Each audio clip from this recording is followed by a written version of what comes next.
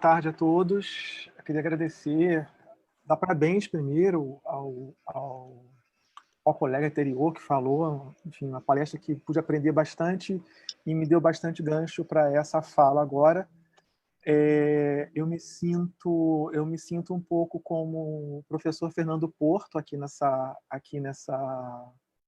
nesse evento, um pouco peixe fora d'água. Professor Fernando Porto, estou como o senhor, não sou um historiador da arte, não sou um especialista em iconografia cristã, então nós estamos bastante próximos.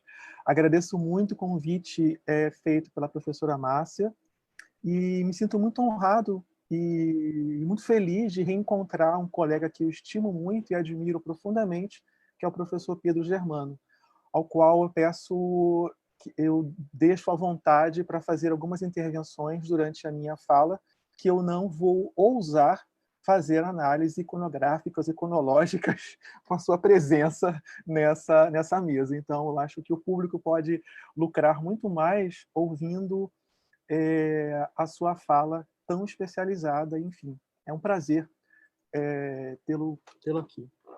Bom, a minha fala aqui, o meu lugar de fala, eu sou bibliotecário, tenho formação de doutorado em História e trabalho já há bastante tempo com bibliografia material e com história do livro.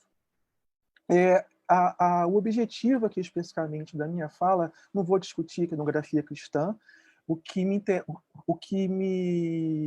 compete aqui um pouco é apresentar esse aspecto da história do livro. Ou seja, a página de rosto na história do livro. De que maneira ela comunica e ela informa. E, nesse sentido, na maneira que ela comunica e que ela informa, despertar para os senhores que trabalham com história da arte, com iconografia cristã, pelo menos aqui no Brasil, eu percebo poucos estudos sobre história da página de rosto e muito menos ainda abordagens sobre determinados tipos de iconografias nessas páginas de rosto. Se eu estiver enganado, se tiver alguma pessoa que se dedica a esse assunto, por favor, se manifeste e depois coloque a sua indicação, que eu gostaria muito de ter contato. A parte da iconografia da página de rosto mais estudada aqui no Brasil, ela acontece pelos historiadores da ciência. Eles se dedicam muito a analisar a página de rosto. Por quê? A página de rosto, para nós, historiadores do livro, ela é esse instrumento de comunicação e informação. Deixa eu controlar meu tempo aqui, porque eu como ex-beneditino, salve nosso pai São Bento, eu tenho que ser muito pontual, honrar os ensinamentos que recebi de Dom Estevão Bittencourt. Bom, vamos lá. A minha abordagem aqui também considera esse circuito da comunicação do historiador Robert Darnton. Eu não estudo a página de rosto como um elemento isolado. Não dá para estudar, é impossível estudá-la como um elemento isolado, porque se eu estudo página de rosto como elemento isolado, eu não vou compreender as manifestações sociais que estarão presentes em vários momentos dessa página de rosto. Primeiramente, para situar, eu estou falando dentro do universo do que nós, historiadores do livro, consideramos história, o livro antigo, o livro impresso antigo, melhor dizendo. Ou seja, o livro impresso a partir de 1450, com o advento da tipografia com Gutenberg, até 1750, que é uma datação arbitrária que considera o fim do processo da prática. Eu perdi aqui a minha imagem, não sei onde ela se encontra. Está aqui.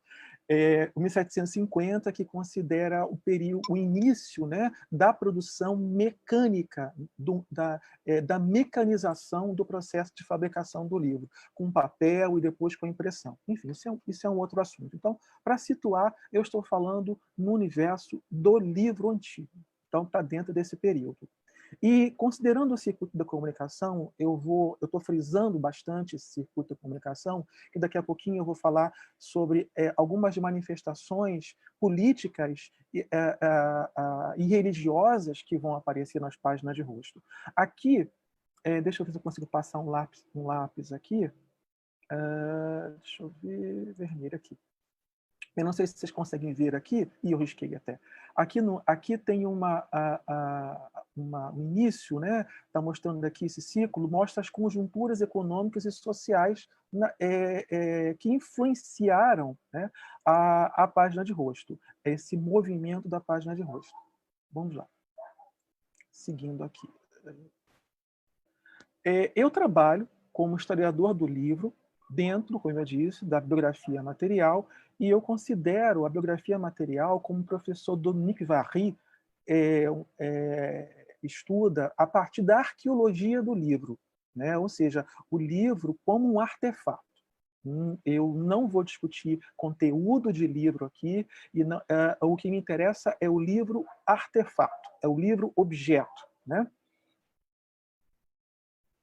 Tem uma citação aqui que eu gosto muito para dar essa tônica, né, do que é esse livro-objeto e do que é essa intencionalidade manifesta no livro antigo. Né? A gente, quando olha um livro hoje, esquece que o livro de hoje, o livro contemporâneo, ele praticamente, eu posso estar enganado, eu posso ser apedrejado por alguns designers de livros, mas eu acho que o livro contemporâneo ele evoluiu muito pouco, o livro impresso, tá? O livro impresso contemporâneo evoluiu pouquíssimo, se a gente considerar o que aconteceu ali no século XVI. Na realidade, o livro, como nós conhecemos hoje, ele é um produto da Idade Média, do livro manuscrito, a própria encadernação, a própria costura, é isso, os parágrafos, as divisões que vão acontecer, e o que acontece no século XVI. Então, o livro impresso hoje, ele não, para mim, não tem tanta evolução, tanta diferença do que nós vimos, do que aconteceu na Idade Média com o livro manuscrito e no Renascimento já com o livro impresso. Mas ele é esse produto editorial. Por que eu estou dizendo isso? Porque é na página de rosto que isso vai se configurar de uma forma muito clara, muito evidente. Eu acho que existe uma forma de visualizar também vocês. É estranho não estar falando aqui, não olhar ninguém. Estou tentando aqui arrumar uma forma de visualizá-los, porque realmente é Não tem estranho. como, é assim mesmo. É uma solidão, né? Uma coisa estranha, uma solidão absurda. Margaret Mead, que é uma das grandes teóricas da área da página de rosto, aqui tem um livro dela, né? Ela diz que definir páginas de rosto é uma grande armadilha. Por que eu digo isso? Porque alguns vão dizer, inclusive esse último livro que eu comprei sobre página de rosto, ele usa a ideia que muitos historiadores da arte fazem isso, usam a expressão frontispício. Em língua portuguesa, essa expressão não é utilizada, ela é utilizada portada, frontispício. Isso é comum no português de Portugal, em espanhol, mas no português usado no Brasil, não. Né? O mais comum na nossa língua é página de rosto. Os ingleses falam, inclusive, que o frontispício se tornou quase um termo guarda-chuva. A gente vai explicar daqui a pouquinho a diferença. Deixa eu ver aqui o tempo. Se estiver correndo demais, por favor, Elias, me avise. A página de rosto ela é um veículo de memória, informação e documento. Ela não é um mero acaso. Ela não está ali à toa. Como eu disse no início, o livro é um produto editorial. Ora, se hoje, mais uma vez, nós achamos que o mercado editorial é agressivo, senhores, vocês não imaginam o que era o mercado editorial no século XVI. Existe uma gama de livros que comentam isso. Eu separei um aqui que é um recente, que é The Bookshop of the World. Esse livro é um livro recente, um livro sensacional, que comenta muito isso, do que foi o mercado do livro durante o século XVI, essa consolidação, né, do livro. Então, a página de rosto não está ali à toa. Ela não existe à toa. Ela está ali para comunicar, para informar, e ela, para nós, hoje, historiadores do livro, ela é um documento. E vale abrir um parênteses aqui muito pequenininho, que o que nós conhecemos hoje como capa, a função da capa do livro brochura hoje, é a função que a página de rosto tinha no livro antigo. Ou seja, é uma função de comunicar, de informar e de atrair o público. Quantos de nós já caímos na tentação de comprar um livro pela capa, sem conhecer o autor? Ah, que capa linda! Ou eu tenho uma edição, eu quero comprar uma nova edição porque a capa desta edição é muito mais bonita do que a anterior. Isso acontecia, isso quem desenvolveu essa prática, isso não foram os editores contemporâneos, isso foram os tipógrafos, lá no século XVI, no momento de consolidação de mercado. O grande historiador, um dos grandes historiadores do livro, que é o Henri Jean Martin e Frédéric Lefebvre, eles chamam a página de rosto como um registro civil do livro. Aqui já começa a mostrar algumas páginas de rosto dos senhores. Eu conheci a professora Márcia Valéria em conversas pelos corredores da Unirio. Quando eu soube que ela chegou na Unirio, eu falei para ela: vamos conversar, pelo amor de Deus, eu preciso de uma historiadora da arte para me ajudar nas aulas de história do livro. Por quê? E nós, no meio dos nossos doutorados, até hoje nós não conseguimos, né, Márcia, nos juntar para fazer isso, porque há muito de história da arte dentro da história do livro. A história da gravura, a ilustração, ela está toda ali impregnada dentro da história do livro. Por isso eu comentava muito com Márcia: existem uns limites que eu não passo. É um limite que eu preciso de você, como especialista em história da arte. Aqui está um exemplo de uma página de rosto. Pedro, se quiser comentar, fique à vontade. É uma página de rosto toda gravada em metal. No momento que isso surge entre os tipógrafos, isso causa uma revolução tão grande, isso começa a causar uma diferenciação entre eles. Né? Esse elemento estético levado ao livro, porque é curioso, o livro manuscrito, né, deixa umas pistas aí para os historiadores da arte. Há todo um caminho que precisa ser percorrido, sobretudo aqui no Brasil, nesse terreno. O livro manuscrito medieval, o códice, ele era muito ilustrado, ele era colorido, ele tinha elementos estéticos muito fortes. Quando surge o incunábulo, quando surge a tipografia, ele fica seco, poucas cores, quase não tem ilustração, ele é seco, ele é frio. E não vai demorar que os tipógrafos darem um jeito de colocar um pouco de cor, colocar um pouco de estética ali. É claro que eles vão... existe a prática das capitulares iluminadas, né? O acabamento manuscrito, isso vai permanecer. Estou fazendo barulho aqui no meu microfone. Isso vai permanecer durante um tempo no período dos incunábulos, mas dá muito trabalho no processo de produção desse livro. E o que os tipógrafos vão fazer para o recurso estético? Primeiro, eles vão adotar a cor vermelha. A cor vermelha, no século XVI, na página de rosto, já era um avanço. Era uma forma do tipógrafo dizer assim: olha, eu domino muito essa técnica. Porque um tipógrafo, para fazer uma página de rosto com cor preta e vermelha, ele tinha que dominar muito a técnica da tipografia, porque era uma forma de imprimir em dois momentos.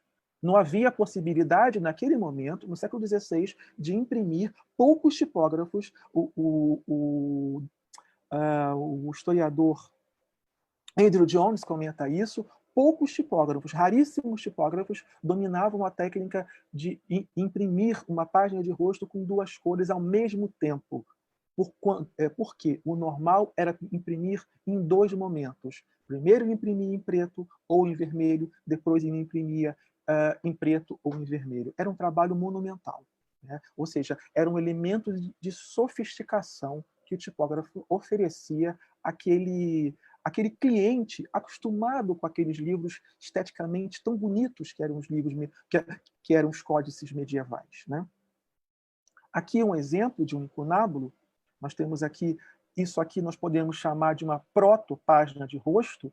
A página de rosto ela não surge com um livro impresso. Era muito caro o papel. Então eles não iam gastar dinheiro para imprimir uma página com título. O título vinha como está aqui, o incipit, ou como eu aprendi latim eclesiástico no Mosteiro de São Bento com Dom Henrique, o incipit, né? Mas o incipit, aqui começa o livro. Essa era a forma que os manuscritos medievais marcavam o início de um livro. E essa também era a forma que os incunábulos, com a tipografia, vão marcar o início de um livro. Só que, como eu comentei anteriormente, o mercado começa a crescer. A demanda começa a aumentar cada vez mais. E não podemos esquecer que, assim como o mercado editorial no Brasil e também na Europa, o mercado editorial deve muito à história da educação, né? Isso também aconteceu nesse momento da tipografia, que é um momento muito forte das universidades europeias. A demanda aumentou, né? Claro, e aí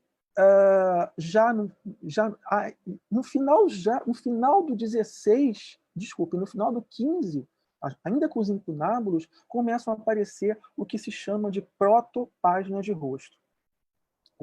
E aí surge um elemento, né, que eu sei que o Pedro gosta muito dessas imagens, surge um elemento muito forte que se chama marca tipográfica, né? É a marca de determinado tipógrafo.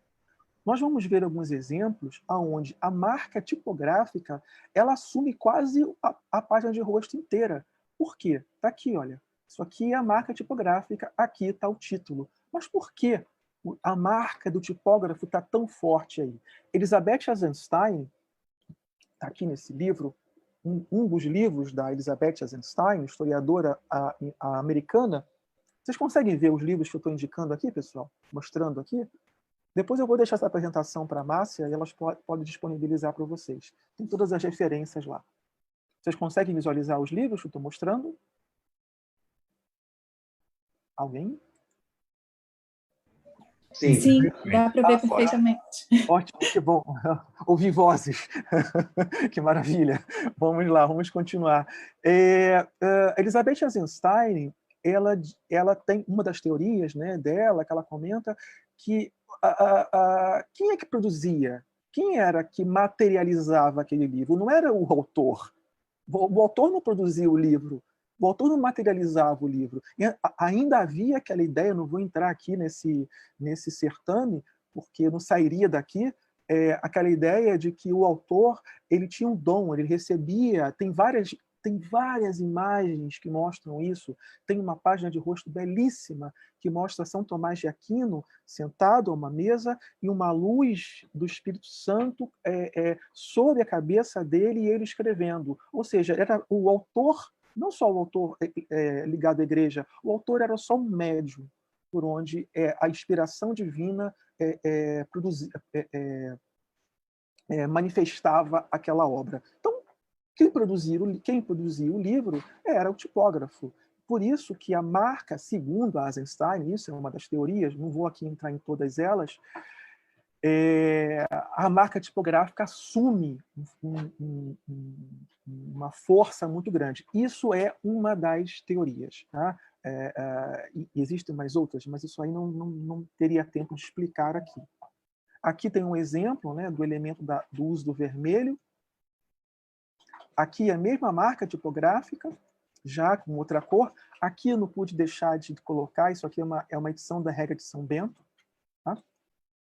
Aqui também uma outra edição, são os Diálogos de São Gregório Magno, é uma edição francesa que nós costumamos chamar de proto-página de rosto. Esse tipo de ilustração aqui é muito comum, foi muito comum na França. Aqui também uma outra página de rosto da Regra de São Bento. Coloquei especialmente para o dia de hoje. Bom,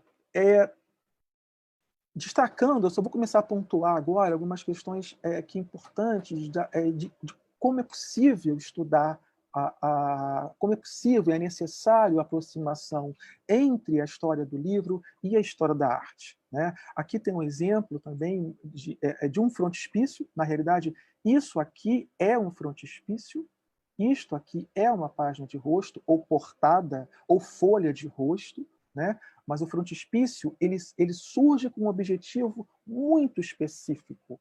Ele nem existe uma teoria muito infundada. Algumas pessoas dizem, quando não encontram um frontispício numa obra, esse frontispício foi roubado. Não, isso não é sempre verdade. Não é sempre. Nem todos os livros eram produzidos com frontispício. O frontispício ele era um elemento, era um plus que alguns tipógrafos colocavam nos livros. E aqui dá para perceber também uma iconografia jesuítica, enfim. A relação é muito próxima, tanto no que diz respeito à história da arte, aqui a gente vê uma gravura em metal, né, quanto a quem se interessa pela iconografia religiosa. Essa aqui eu destaquei porque por algo muito, muito curioso. Isso é o frontispício de uma obra muito cara, nós, historiadores do livro, que é a história da origem e os primeiros progressos da imprensa, de Prosper Machin. Ele faz uma brincadeira, aí, uma alusão com uma iconografia da Assunção da Virgem Maria. Porque quem aparece aqui é uma deusa da tipografia. Tá? Nossa, daria, repito, estou passando correndo, mas daria para... É possível dar... Existem livros sobre esse frontispício. O século XVI, estou no meio da apresentação aqui para a gente sintetizar, o século XVI, o comércio, o mercado, as consolidações, a especialização dos tipógrafos, as técnicas de ilustração e a página de rosto, elas estão intrinsecamente ligadas, tá? Conclama aí os colegas de História da Arte, né, para que possamos fazer algo mais próximo, né, trabalhando com a questão da própria técnica do que aparece nas páginas de rosto e a regulamentação de um mercado. A página de rosto ela vai se consolidar também com uma regulamentação do mercado. A obrigação de ter página, de ter título, autor, aonde fez, quem fez, a data mais antiga que nós temos sobre isso é na Espanha. Foi obrigatório começar a fazer isso, porque dava dinheiro, então começou a pirataria. Não está aqui o livro, está aqui. Começou a pirataria. O Edward Jones, nessa obra aqui, ele explica muito bem isso, né? A pirataria de Gutenberg a Bill Gates. Dava dinheiro, né? Aqui o advento da gravura em metal ela vai trazer para a página de rosto uma sofisticação muito grande. E nisso, algumas áreas elas vão ser mais privilegiadas. Não por acaso, algumas áreas, sobretudo a área da medicina e astronomia, elas serão muito privilegiadas com o advento da gravura em metal. Sim, também, obviamente, livros religiosos, como aqui a própria Bíblia, né? Aqui é só para mostrar, a gente vê muitos estudos iconográficos sobre a arte sacra e poucos trabalhos especificamente analisando esses elementos, né, pelo menos aqui no nosso país, esses elementos que contém a página de rosto. Eu me lembro de um curso que o Pedro deu na Biblioteca Nacional. Aquele curso reverberou muito, porque onde foi um despertor muita curiosidade de historiadores e bibliotecários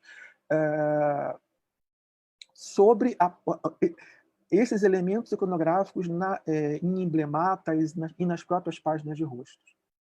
Aqui, só para diferenciar o que eu disse, a questão do frontispício, aqui o frontispício, né? Ele é um elemento decorativo que ele vai fazer alusão ao livro, ou ele é um elemento laudatório, ou a imagem como essa daqui é uma imagem da pessoa que financiou aquela obra. Era muito caro, né? Até hoje é caro imprimir, né? A gente sabe disso. Então, ficava ali a imagem do dedicado, a quem o autor estava dedicando a obra, aquele típico movimento de uma sociedade de corte.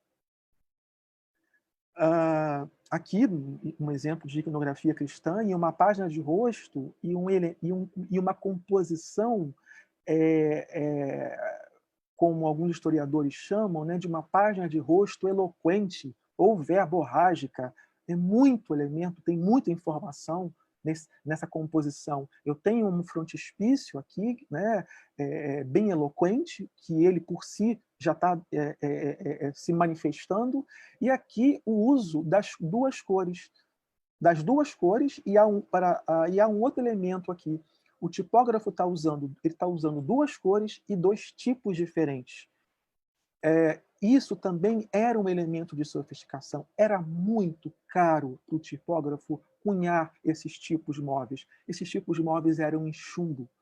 A qualidade de uma empresa, de uma tipografia, se dava também pela quantidade de tipos que ele possuía. Quem teve a oportunidade de, na Europa, visitar o Museu Plantin Rectus, teve a oportunidade de ver o que representa, né, o que representava uma grande tipografia. Aqui um exemplo, como eu disse, que o frontispício ele pode ser algo dedicado ao autor ou uma referência à obra. Olha que interessante, as capas dos livros hoje, elas são um pouco isso, né? Elas contam a história, elas fazem uma alusão ao conteúdo do livro. Como eu disse, a capa do livro hoje, ela é uma descendente, né, das páginas de rosto. Aqui é um caso onde um frontispício, esse livro é pavoroso em todos os sentidos, está distalizado. Esse livro é pavoroso, são técnicas de tortura, como tirar a verdade, né, dos ímpios. E tem aqui o frontispício, uma gravura em metal, mais uma vez a questão da sofisticação tipográfica, o uso de duas cores, o uso de quatro tipos diferentes de tipos móveis aqui. Desculpe a redundância. Também, senhores, é uma área que precisa ser aprofundada aqui no nosso país, o próprio estudo sobre a tipografia, né? Os tipos, que tipos móveis foram mais comuns aqui no nosso país. As pesquisas são muito rudimentares sobre a fundição de tipos móveis aqui no Brasil. A página de rosto é esse espaço, eu já estou concluindo. A página de rosto é esse espaço de representação política, social e cultural. Ora, nós, historiadores do livro, nós consideramos que a primeira grande guerra midiática do Ocidente, da era moderna, foi a Reforma Protestante. Foi a primeira guerra de mídia. Se produziu muito de todos os lados.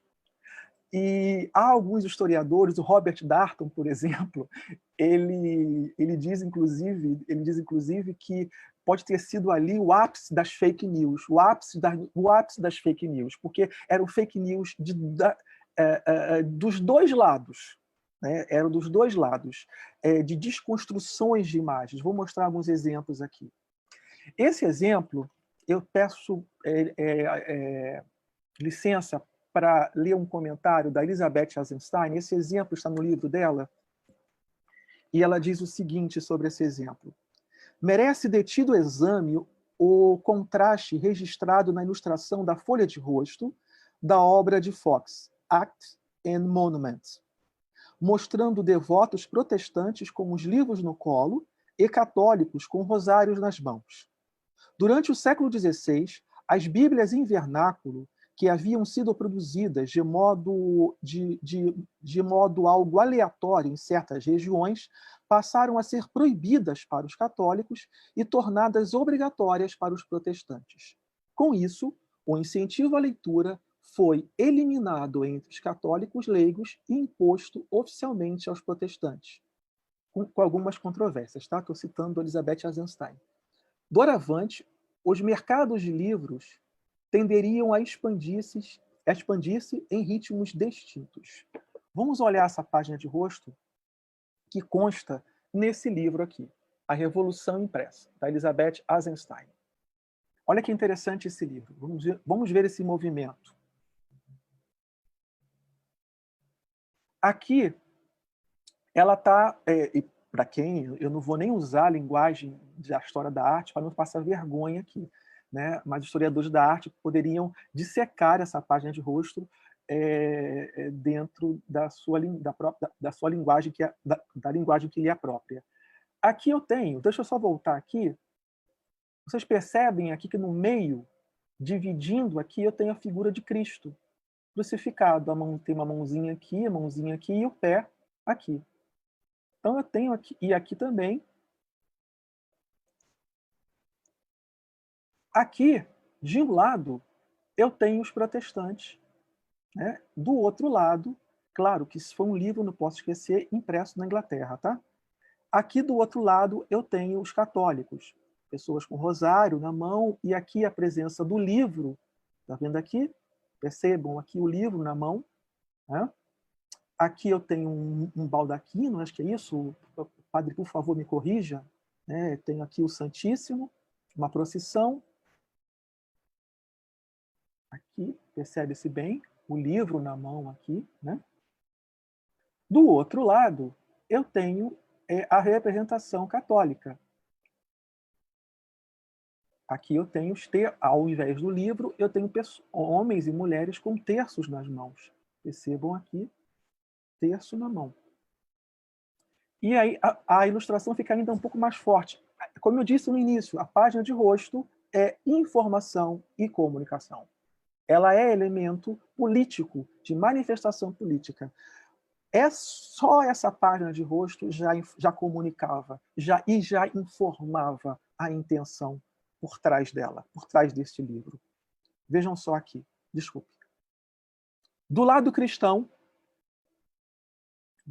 do lado protestante, eu tenho os protestantes sendo queimados ainda em vida e já rapidamente ascendendo aos céus. Tá aqui. Essa leitura não é minha, essa leitura é de Elizabeth Eisenstein, tá? Na Revolução Impressa, da cultura impressa. Do lado de cá, eu tenho os católicos, né? Uma celebração da missa, mas antes que cheguem à glória, né? Há aqui no meio o que se chama de purgatório.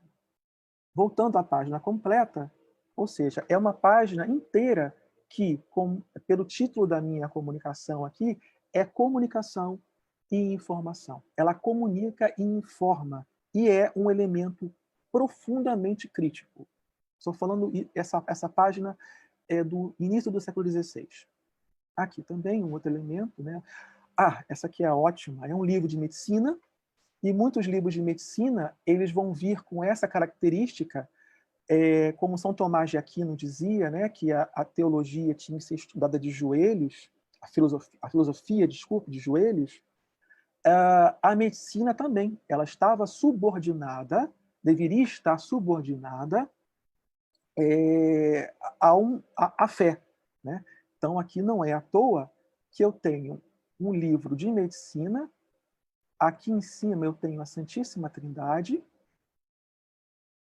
aqui eu tenho o autor, Hipócrates e Galeno, né? Ladeado aí de Hipócrates e Galeno. Mas perceba que ela está... Enfim, historiadores da arte poderiam fazer uma verdadeira exegese dessa página de rosto. Né? A minha intenção aqui é realmente, como historiador do livro, atrair colegas para esses estudos e, enfim, poder discutir um pouco mais, tirar as minhas próprias dúvidas. Né? Essa aqui é uma outra página de rosto crítica, que a Elizabeth Eisenstein comenta no livro dela. Vejam só, olha o que essa página de rosto está dizendo aí. Os propagandistas, isso durante a Reforma Protestante, os propagandistas luteranos foram os pioneiros no uso de caricaturas e cartoons destinados a públicos em massa. O exemplo de propaganda antipapista, aqui mostrado, é uma xilogravura que ilustra a página de rosto de um panfleto geralmente atribuído a Joachim van Hout. Nele são atacados Thomas Müller, um dos opositores de Lutero, e o clero católico.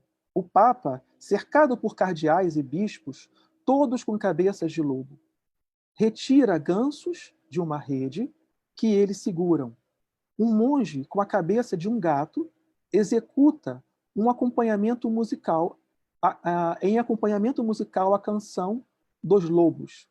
Esta é a mais antiga das caricaturas conhecidas de Müller, que a partir de 1520 foi representado com uma cabeça de gato. Aqui. Então, isso aqui está como elemento de uma página de rosto. A página de rosto aí como esse item crítico. As formas que elas poderiam apresentar, esse livro aqui é um livro clássico sobre página de rosto. Tá? A medicina também, muitos livros de medicina, e aqui essa página de rosto, ela é clássica, e para nós, historiadores do livro, ao olhar essa página de rosto, eu já saberia de cara que esse livro não foi impresso nem em Portugal, nem em Espanha, e nem em nenhum país que, nesse momento do século XVII, estava sob forte influência católica, porque era terminantemente proibido dissecação de cadáver. Esse livro foi impresso na Basileia.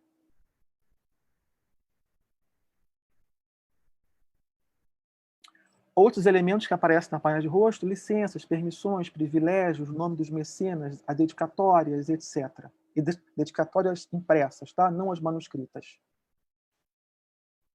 Mas o que compõe, basicamente, uma página de rosto? O título, autor, dedicado, mecenas, detalhes da edição, marca do impressor, ornamentos e ilustrações. Obviamente, isso não é um padrão. O que é delicioso em estudar a história do livro antigo é que não há padrão. Né? Não há aí, o século XVI todo era assim, o XVII todo era assim. Não. A gente não pode esquecer, né, que a Europa não é a Europa que nós conhecemos hoje. Os países estão bem delimitados. Então, cada região, o que se fazia em Lyon era completamente diferente do que se fazia em Paris, do que se fazia em Avignon, o que se fazia em Lisboa era completamente diferente do que se fazia em Coimbra e no Porto. Isso que é maravilhoso em estudar a história do livro antigo. Outros exemplos aqui de gravuras em metal, repito, isso vai causar uma revolução muito grande. Na arte em geral, muitos de vocês sabem do impacto que isso vai causar. Na história do livro, é muito forte. É muito forte, sobretudo, como eu disse no início, nos livros de astronomia e de medicina, porque é a possibilidade do tipógrafo oferecer uma reprodução com maior fidedignidade do que poderia acontecer, do que acontecia quando era a gravura em madeira. Aqui, enfim, também a perspectiva, você percebe a perspectiva aqui, né? Esse aqui é um livro, isso é uma página de rosto, tá? É uma página de rosto de um livro de farmacopeia. Aqui um livro também de medicina, esse é um outro de farmacopeia. Bom, corri demais, eu acho que deu tempo de apresentar tudo. A minha ideia aqui era um pouco essa de, primeiro, mostrar a relação da página de rosto com a história da arte, de falar da questão da iconografia, da forte presença iconográfica, de uma possibilidade de leitura iconográfica na página de rosto, que pode ser completamente dependente do próprio conteúdo do livro. Ela tem quase vida própria, a página de rosto tem vida própria em muitos casos. A página de rosto, os artífices que trabalharam nas páginas de rosto ainda são pouquíssimo estudados, tanto os desenhistas como aqueles que faziam as gravuras. Os catálogos das bibliotecas eles pouco mencionam isso, pouco identificam, até porque muitos sequer identificavam seus nomes. Também não era comum aparecer, né? Recentemente, em 2013, se não me engano, houve um congresso em Edimburgo, de catalogadores, não sei se tem algum bibliotecário aqui, de catalogadores, onde isso foi falado, da necessidade da catalogação contemporânea recuperar, identificar esses artífices. Porque normalmente identificamos o quê? O autor, o mecenas, o dedicado, o tipógrafo, mas esquecemos de todo um corpo de artistas que trabalhavam ali em torno do tipógrafo. Esse livro recente aqui, ele conta o The Bookshop of the World, ele comenta muito isso, né? Como se dava essa dinâmica entre o tipógrafo e os artistas, essa relação dos artistas com os tipógrafos, como esses artistas haviam tipógrafos que tinham artistas fixos, eram contratados para o seu ateliê. Plantin era um deles, ele tinha artistas fixos para o ateliê dele, mas nem todos os tipógrafos tinham essa condição. A briga entre os tipógrafos, a pirataria de chapas de metal, de gravuras, e que também existia antes com as placas de madeira na estilogravura. Havia essa expertise. Durante a Revolução Científica, nós vamos ter tipógrafos financiando artistas para visitar jardins botânicos, para fazer os trabalhos de ilustração. Ou seja, a relação entre a história do livro e a própria história da arte, ela é muito estreita, ela é muito forte. E eu acho que precisa, isso é um dos tópicos de conversa constantes e de loucuras, de papos doidos, eu e de Márcia, constante. A história da arte e a história do livro, elas precisam se juntar ainda mais, né, do que conseguiram fazer até o momento. Muito obrigado. Aqui estão algumas referências do que eu falei e passo hoje ainda esse PowerPoint para a Márcia para ela disponibilizar para quem quiser, quem tiver interesse. Muito obrigado. Fabiano, já que você vai fechar a sua tela, mostre, por favor, os livros que você apresentou para as pessoas que nos acompanham no Facebook, por favor, porque alguns deles as pessoas não devem ter visto. Vamos lá, deixa eu fechar a tela aqui. Pelo menos 1 ou 2 livros, para quem não pôde ver. Pronto, deixa eu abrir aqui. Isso. O professor Vitor, enquanto ele termina... Consegue visualizar aqui? Eu vou colocar essas referências na minha apresentação, com todas elas na apresentação. E aí vocês vão receber tudo direitinho. Essa daqui é sobre página de rosto, da Margaret Mead. Então, movimenta o livro mais devagar, porque a imagem... Isso, tem que dar uma parada para poder... Não, mas não se preocupem, elas estão todas nos slides, vocês vão receber os slides. Mas a preocupação é também que nós estamos gravando. Ah, sim, sim. Esse livro também aqui é muito bom para os amigos da história da arte, aqui, está vendo? Aproximar mais. Eu só queria, desculpa. É uma reedição. Se me permite, Sr. Professor Cataldo, eu só me vou despedir de todos e gostava de dar os meus parabéns. Gostei muito desta conferência do professor Cataldo. Eu também, por acaso, ensino e até tenho aqui uma aluna sobre avaliação, taxação de livro antigo, história do livro antigo. É uma das minhas paixões também e gostei bastante de ouvir falar e essa ponte entre a história da arte e o livro antigo, que também é uma área fascinante e que tenho todo o interesse. Lá está, há pouco também falava dos livros do Bill Gates, falava ele é um grande bibliófilo, o livro mais caro do mundo foi comprado por ele, os cadernos do Leonardo, e é uma área muito, muito sensível, por exemplo, aqui na Europa e concretamente até na Alemanha, E eu a única, só lhe deixava assim aqui uma pergunta. Eu conheço as vossas, digamos, as bibliotecas do Brasil. Aliás, a última vez que estive no Rio de Janeiro foi para falar dos fundos bibliográficos que existem no Brasil e concretamente na Biblioteca do Rio de Janeiro, até no Instituto Oswaldo Cruz, por exemplo, o Dr. Vacina tem uma biblioteca de livros antigos e raros fabulosa, por exemplo. No Brasil existem bibliotecas verdadeiramente incríveis, mas são absolutamente ou desconhecidas ou por estudar ou, portanto, integrar nas redes de conhecimento. Mas neste momento perguntava-lhe, o incunábulo brasileiro ou no Brasil, qual é a datação? Porque nós aqui na Europa, até 1500, tudo bem, ok, mas para o caso brasileiro, porque muitas vezes me pergunto, fazem essa pergunta, há países hispano-americanos que até ao princípio do século XVII, eu conheço particularmente no caso das Filipinas, por exemplo, um livro do século XVII ainda é considerado, não propriamente tecnicamente um incunábulo, mas tem essa avaliação como um livro antigo. No Brasil, por exemplo, existe, pronto, não é o conceito europeu, mas o livro antigo, datação, digamos, uma barreira cronológica. Nossa, professor, muito obrigado pela sua pergunta, e eu não posso deixar de dizer que uma das minhas grandes referências também está em Portugal, professor Arthur Anselmo, professor João Luiz Lisboa, professor Henrique Leitão, que trabalha com História da Ciência. Enfim, eu tenho aqui na minha prateleira uma coleção inteira de livros, História do Livro em Portugal, está aqui cheia de livros. Eu é do Brasil aqui. Pronto.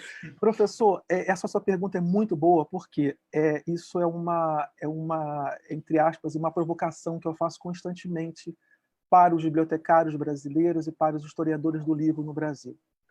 Eu, quando ensino história do livro para os meus alunos na Unirio, eu gosto muito de uma citação do Douglas McMurtry sobre incunábulo, que ele diz que incunábulo é todo e qualquer livro, primeira manifestação de livro impresso em qualquer lugar, né? Mais ou menos isso.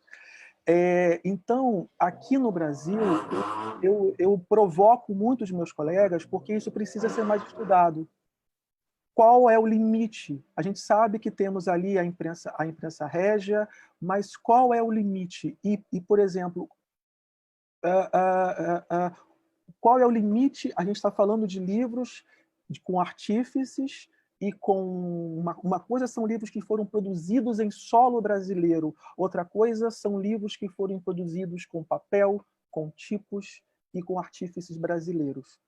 Essa pesquisa ainda, eu acredito que está por ser feita, ou se especializar, né? Eu conheço, por exemplo, a pesquisa da professora Marina Garoni, do México, que faz um trabalho excepcional, que ela tem feito isso, pesquisado a manifestação tipográfica no México, tipos fundidos no México, papéis feitos no México e impressos por artífices mexicanos. Na Argentina também já há pesquisas sobre isso. O professor Fábio Aires, ele tem se dedicado a esse trabalho. E na Argentina é interessante que não são nem os historiadores do livro e da arte que trabalham com esse assunto, são os próprios tipógrafos. Isso é bem curioso. Na Argentina, também na Colômbia e na Venezuela já há pesquisa sobre isso. Aqui no Brasil eu tenho provocado, eu tenho implicado. O Pedro já conversei com Pedro sobre isso algumas vezes. Há excelentes bibliotecas históricas, não é? A Liliane Schwartz, por exemplo, também tem feito sínteses muito interessantes, muito boas.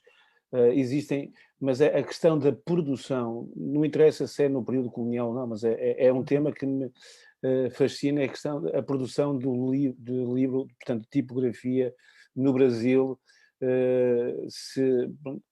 Identificar, por exemplo, qual é o livro mais antigo produzido, o primeiro livro produzido no Brasil, impresso no Brasil, em tipografia, no Brasil, por exemplo. É uma questão que normalmente... Assim, esse caso, a gente já...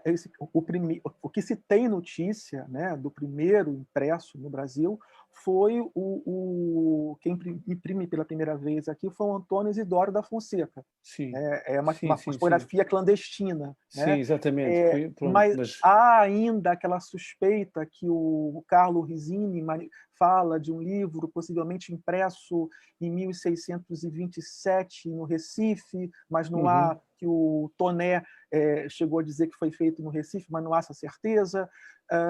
Mas, de fato, a própria Lília, no livro A Longa Viagem da Troca dos Reis, né, ela comenta isso, que oficialmente começa ali em 1808, né, com a imprensa régia. E há um outro movimento importante que, felizmente, cada dia mais tem mais trabalho sobre ele, que é os trabalhos do Manuel Antônio da Silva Serva, né, que é um autor, é um tipógrafo não estatal, se a gente pode dizer assim, que é um tipógrafo lá soteropolitano. Já tem pesquisas, bastante artigos sobre ele. Mas eu acredito que falta muita pesquisa sobre o que foi produzido aqui, além da imprensa régia, além de Paulo Martin, por exemplo, há muito ainda a ser pesquisado. Eu acho que a gente precisa olhar um pouquinho mais para o que foi produzido aqui. Às vezes eu acho que os pesquisadores europeus conhecem um pouco mais da nossa tipografia do que o contrário. Às vezes eu tenho essa infeliz suspeita. Sim, não digo sim, mas pelo menos eu falo, e alguns, as bibliotecas, ou até conhecemos e tentamos, porque é um país, continente, com uma história, aqui também, se fôssemos a fazer sentimentos de culpa, diria que nós é que causamos também, os portugueses, essa digamos, a inércia tipográfica, porque até reparo... Melhor não tocarmos nesse assunto. Não, porque até ele responde-lhe com uma nota muito, muito pouco abonatória para nós, que a primeira edição do livro maior da língua portuguesa, portanto, os Lusíadas, é uma péssima impressão, é de 1572, é péssima, tem erros tipográficos que não lembra a ninguém, portanto, não é abonatório para nós, e nós sabemos que, como todas as leis que nós fizemos para blindar o Brasil ao conhecimento exterior, mas de facto interessa-me precisamente essa questão da tipografia no Brasil. Não é uma questão de chegar ao mais antigo, mas tem um interesse naturalmente, porque o livro em si não é apenas um objeto, é a questão da história da arte, é a questão da gravura, enfim, todo esse processo global é muito, muito interessante. Bom, sim, eu vou ter que abandonar, peço desculpa, deixo o meu contacto, deixei aqui no bate-papo, portanto, foi um gosto e disponibilizo-me. O seminarista Elias Fernandes já sabe, o padre Robson e toda a gente, portanto, foi mesmo um grande gosto. O Brasil pode contar sempre comigo, no coração, portanto. Obrigado. E